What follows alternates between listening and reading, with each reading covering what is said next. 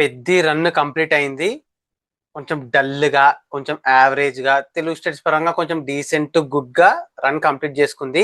కానీ ఓపెనింగ్స్ బాగానే వచ్చిన, అంటే ఉన్న హైప్ కి మనకు తెలుసు స్టార్టింగ్ హైప్ బాగుండే, తర్వాత గ్రాడ్యువల్ గా తగ్గుతూ వచ్చింది. రిలీజ్ కి ముందు ఒక టైర్ 1 హీరో సినిమా రిలీజ్ అయినట్టు కూడా అనిపించలేదు. కానీ ఓపెనింగ్స్ 100 కోట్లు దాటింది. With the pull, Ram Charan pull వల్ల మళ్ళా మన ఏమంటారు గ్యాప్ వచ్చింది. ఫ్లాప్స్ తర్వాత మంచి ప్రామిసింగ్ సబ్జెక్ట్ వల్ల ఓపెనింగ్స్ బాగానే వచ్చాయి. టాక్ కూడా డీసెంట్ గా వచ్చింది. ఓపెనింగ్స్ ఫస్ట్ 2-3 డేస్ బాగానే కొట్టింది, కానీ లాంగ్ రన్ ఎఫెక్ట్ పడ్డది. ఫస్ట్ టైం అనుకుంటా రామ్ చరణ్ సినిమాకి talk average to bill average, అంటే లైక్ యావరేజ్ టు అబ్ యావరేజ్ వచ్చినా కూడా లాంగ్ రన్ బారితే అంతెందుకు. వినయ్ విధేరామ్ అంత డిజాస్టర్ టాక్ తో కూడా 70% రికవర్ చేసింది. రంగస్థలంకి టాక్ వచ్చింది, ఇండస్ట్రీ హిట్ అయింది. తర్వాత రచ్చకి యావరేజ్ టాక్ వచ్చింది, బ్లాక్ బస్టర్ అయింది. నాయక్ కి యావరేజ్ టాక్ వచ్చింది, సూపర్ హిట్ అయింది. చాలా సినిమాలు, ఈవెన్ బ్రూస్లీకి ఫ్లాప్ టాక్ వచ్చినా అది 70-75% మధ్యలో రికవర్ చేసింది. సో రామ్ చరణ్ సినిమాకి యావరేజ్ టాక్ వచ్చినా బయర్స్ కొంచెం సేఫ్ అయిపోతారు. కానీ పెద్దకి తెలుగులో తప్ప, అఫ్ కోర్స్ తెలుగులో బాగా వచ్చే కొంతమంది ఆర్గ్యూ చేస్తున్నారు. తెలుగులో బాగా వచ్చినా కూడా నార్త్ కానీ, ఓవర్సీస్ కానీ, కేరళ కానీ, తమిళ్ కానీ, కర్ణాటకలో కానీ అన్నిట్లో అట్టర్ ఫట్ అయింది. సో బేసిక్ గా మనం మొన్న కూడా మాట్లాడుకున్నాం, పెద్ద వరల్డ్ సినిమాలు, లార్జ్ స్కేల్ సినిమాలు and also epic scale films మాత్రమే ఈ మధ్య ఆడుతున్నాయి పాన్ ఇండియా ఐపీఎల్ గా తీసుకుంటే మాత్రం. ఇక నేను రీజనల్ సినిమా అంటే ఈ బ్యాక్ డ్రాప్ పెట్టి పాతకాలం సినిమాలు తీసి పాన్ ఇండియాగా రుద్దితే మాత్రం మేము చూడమని చెప్పేశారు.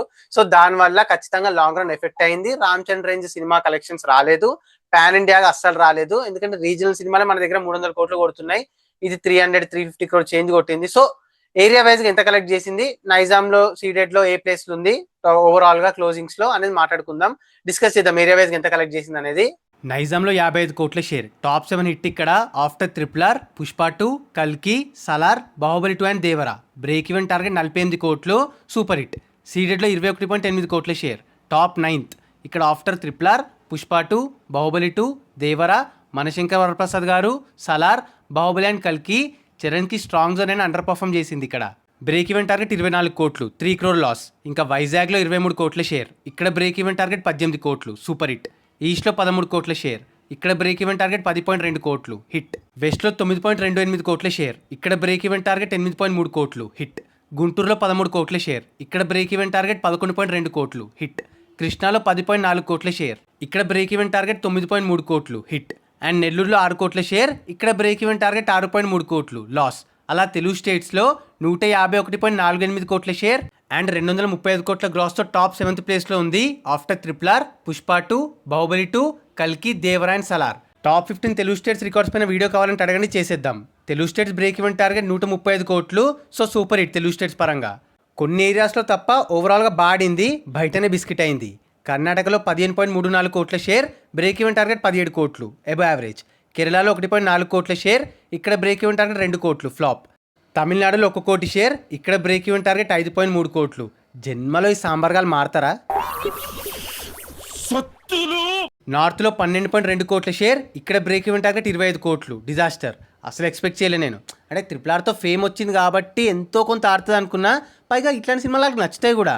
మరి ఇంత పెద్ద డిజాస్టర్ ఎట్లా అయిందో, 50% రికవర్ ఎట్లా అయిందో అసలు అర్థం కావట్లే. ఓవర్సీస్లో 23.8 కోట్ల షేర్, ఇక్కడ బ్రేక్ ఈవెన్ టార్గెట్ 34 కోట్లు, ఫ్లాప్. అలా టోటల్ వరల్డ్ వైడ్గా 205.22 కోట్ల షేర్ అండ్ 350.7 కోట్ల గ్రాస్తో 93.1 రికవరీ పర్సెంటేజ్తో ఎబో యావరేజ్ వర్డిక్తో ఎండ్ అయింది. వరల్డ్ వైడ్గా టాప్ 9th ప్లేస్లో ఉంది. ఆఫ్టర్ బాహుబలి 2, పుష్ప 2, ట్రిపులర్, కల్కి, సలార్, బాహుబలి, దేవరా, సాహో అండ్ ఆదిపురుష్. వరల్డ్ వైడ్గా టాప్ 15 మూవీస్ పైన వీడియో చేద్దాం, కమెంట్ చేయండి. సో ఓవరాల్గా టాక్ బాగా పడ్డా. క్లోజింగ్లో 205 crore షేర్తో 15 crore లాస్తో ఎండ్ అయింది. World wide break even target 220 కోట్లు. ముందు అనుకున్న డేట్కి మార్చిలో వచ్చి ఉంటే అప్ప టైప్కి ఇంకా బెటర్ నంబర్స్ పెట్టుండేది, హిట్ అయి ఉండేది. కంప్లీట్ కంబ్యాక్ అయ్యేది రామ్ చరణ్కి. Bad luck. సో అది guys matter. Game changer closing, area wise collections and report, overall గా టాప్ 10 ప్లేస్ లో ఏ ప్లేస్ లో ఉందనే దానిపైన బ్రీఫ్ ఇన్ఫో. మరి ఈ వీడియో పైన మీ ఒపీనియన్ కింద కమెంట్ చేసేసి, పెద్ద ఎస్టిమేషన్ మీ ఇంతకుముందు ఎలా ఉండే, అది వర్తేనా, 350 crore చేంజ్ కి వర్తేనా అనేది మాతో కింద షేర్ చేసుకోండి. ఇంకో మంచి ఇంట్రెస్టింగ్ వీడియోతో మళ్ళీ కలుద్దాం. Bye, signing off, team cinematic world.